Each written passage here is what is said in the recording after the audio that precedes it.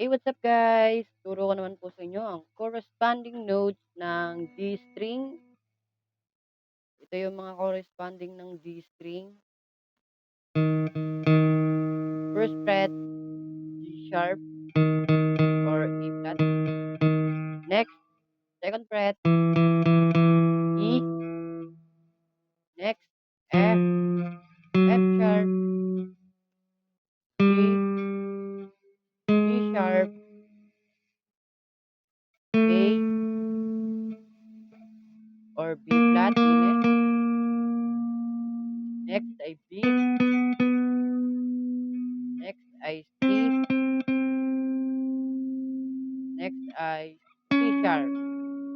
Yan guys. Kaya sa mga gusto pang matuto, please subscribe and like. Thank you guys.